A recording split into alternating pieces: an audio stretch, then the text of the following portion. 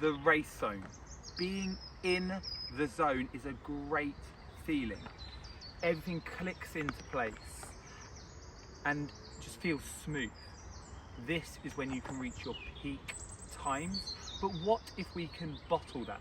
What if we can find a formula that works for you and a way of focusing and enhancing that race flow, that race zone? It is completely normal and regular to feel a range of emotions leading up to and during a race or target event. With that in mind, how we process and action those emotions drive race performance. So with that in mind, I want to focus on the 3-step process in this video to help you test out and find out what works for you when it comes to establishing race flow and staying in that race zone that you want to be in. First step, take a deep breath. This is a natural calming mechanism. This is the way that you just center yourself in the present, the here and now. A lot of these emotions are zoned into an outcome. Will I run that time, that distance, in that pace, etc. and so forth? Or maybe, what if this happens? What if that happens? It's an external, uncontrollable, distant thought for the future. By taking that deep breath, you center yourself in the here and now, right at this moment.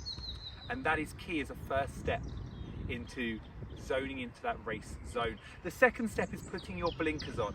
So imagining that you are a horse at the Grand National and you don't need any external noise impacting what you need to do as your next step and process. So those blinkers are your way of getting rid of that irrelevant peripheral noise. The person that shouts out, "Almost there," at 2 miles of a marathon, or someone that says something and gets your name pronounced wrong, whatever it might be, or tries to wind you up, says something's annoying, whatever it may be. Most of the time that information can distract you from what you need to do, that next process.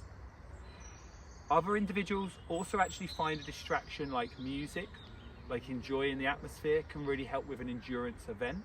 But it's key in training that you establish what is your angle on this, what is the best version for you, and really encompass it into step 2 to keep in that race mode and hit that race zone.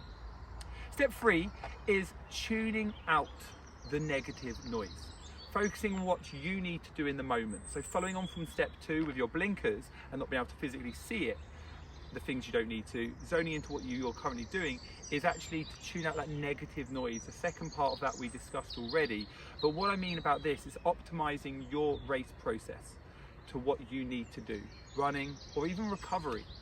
What is the next step for you to maximize your performance? Are you focusing on that process, or are you zoning into a future narrative, an outcome? By zoning into the process and the step-by-step process, getting rid of the tuning out to the negative noise, the peripheral visual cues with you having your blinders on, and by taking that deep breath and staying completely present, this can be essential to keeping you on track. With that in mind, as a reference point, it is key that the negative noise gets drowned out more. Now, it's human to doubt yourself. It's human to have concerns or challenges.